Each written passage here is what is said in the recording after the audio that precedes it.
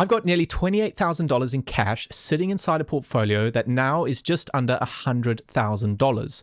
And no, it's not because I'm scared of the market, and it's not because I've suddenly turned bearish on things. I'm doing it because right now, cash is giving me something that most investors do not have in a week like this: flexibility. Oil has spiked, rate cut expectations have completely shifted, and a lot of growth stocks still have not fully adjusted to that reality. So in this video, I'm going to show you exactly why I'm keeping so much cash on the sidelines, what would make me deploy it, and which parts of my portfolio I'm watching most closely going into tomorrow. Because sometimes the smartest move in the market is not doing more, it's simply just waiting for the right moment. Welcome to the Liam Hyland Portfolio. I'm Liam, a chartered accountant, documenting the build of a real stock portfolio in public. I cover the market news that matters, how it connects to my holdings. This is not financial advice.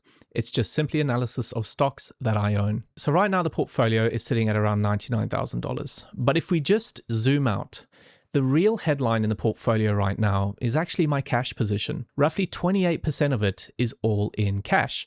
And in a market like this, cash to me is not dead money.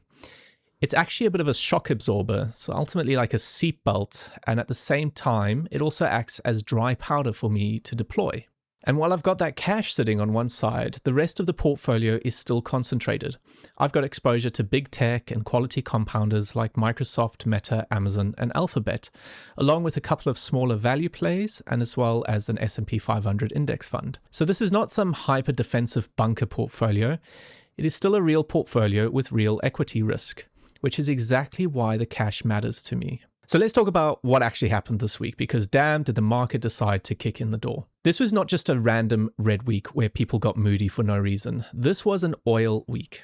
This was a rates week. This is a week where the market started doing some very ugly math. So higher oil means more inflation risk, and more inflation risk means fewer rate cuts, and fewer rate cuts means a harsher discount rate.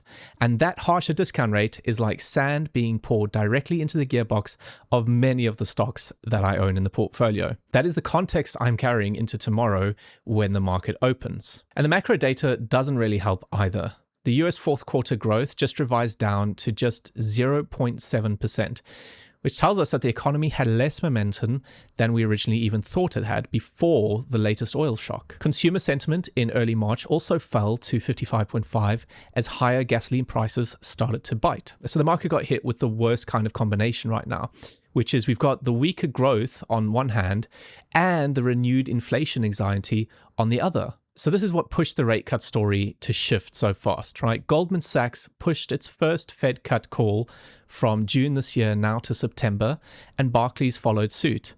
And now the March 17 to 18 Fed meeting matters less for the actual rate decision and much more for the tone. The market already expects no change in rates, but what matters is whether Powell sounds like a man who's trying to keep his options open, or whether he sounds like he's actually just staring at a petrol spill. And this is exactly why I'm keeping such a big chunk of my portfolio in cash. Because in a market like this, being fully invested sounds brave right up until the time it gives you a much better entry. And if you have no capital left, well, tough luck. You see, cash gives me breathing room. Cash gives me patience. Cash gives me the ability to wait for confirmation and deploy capital when the odds improve, instead of just forcing buys just because the stock is trading lower than it did a week or two ago. And while my approach directly contradicts many of the narratives we're told around it's not about timing the market, it's more about time in the market, I'm ultimately looking at this as I'm not just dollar cost averaging into an index fund. I've actually got specific equity risk premiums, specific concentrated bets, and therefore it's not the same as just putting money in every month. True, that pays off over time, but it's not the way to optimize yields, and it's certainly not the best approach when we're dealing with macroeconomic uncertainty that we are today. So with that setup, here are the main things I'm watching when the market opens tomorrow. The first, and no surprise, is oil, right?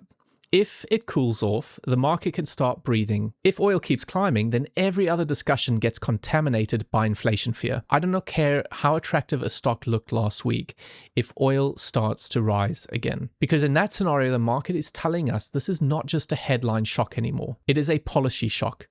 It is an earnings shock and it is a valuation shock. That is not a time to act gung-ho. The second thing I'm watching is Powell, right? The Fed meeting is the central event this week for the portfolio. I've got a lot of exposure to assets that do best when the market believes the future will be cheap to finance and richly valued. If Powell gives the market even just a sliver of comfort that this oil spike is not going to completely derail the disinflation path that he's got, that helps. However, if he starts leaning more into caution, then many of the big tech names in the portfolio are going to be seen as luxury items in a capital crisis. The third thing I'm watching is also the artificial intelligence spending, right? Nvidia's GTC conference runs from March 16th to the 19th, and Micron reports results on March 18th.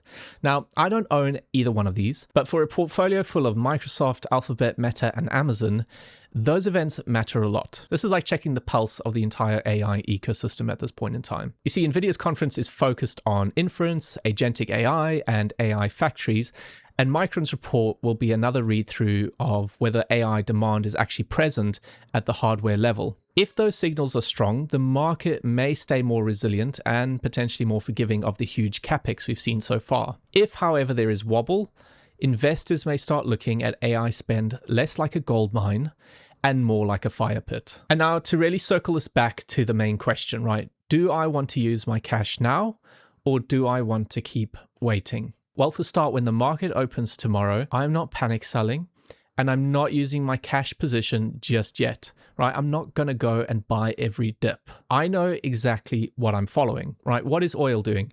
What is Powell doing to the discount rate? And what are Nvidia and Micron telling us about the health of AI spend at this point in time?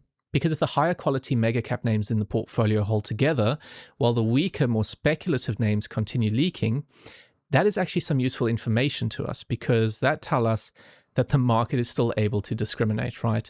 They're not just purely capitulating.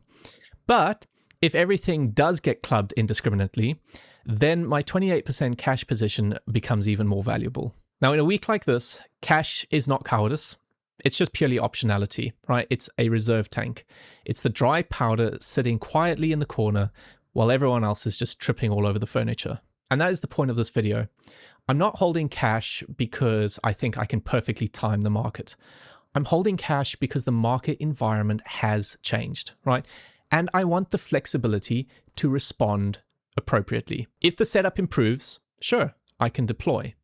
But if things continue to deteriorate, especially in the macro environment, I have some protection. That is a much stronger position to be in than being fully invested and emotionally hostage to every headline. So my base case for this coming week is this. I expect volatility to stay high. I expect Monday to be all about oil and futures. I expect Wednesday to be all about Powell. And I expect the second half of the week to be about whether the AI trade regains its footing through Nvidia commentary and Micron results. If oil cools, Powell stays balanced, and the AI read-through is strong, then I can start getting more constructive. However, if oil spikes again, Powell leans harder into caution, and the weaker names keep cracking, then patience becomes the correct response. I do not need to swing at every pitch, especially not when the pitcher is throwing knives at us. I'm seeing a lot of creators tout great companies that are at heavy discounts at the moment and saying these are all buy. But they're not factoring in that this has got nothing to do with business fundamentals at this point. This is a broader economic and market thematic change. That needs to be considered in your portfolio. So that's how I'm looking at this week ahead. Not through panic or FUD or even hopium, but through positioning, looking at the pressure points that we've identified and the probabilities. And I'm curious in times like this if you think holding cash in your portfolio is a wise decision. Please subscribe if you want weekly updates on a real portfolio like this. It's being built in public through real market conditions. Thanks for watching, and I'll see you in the next one.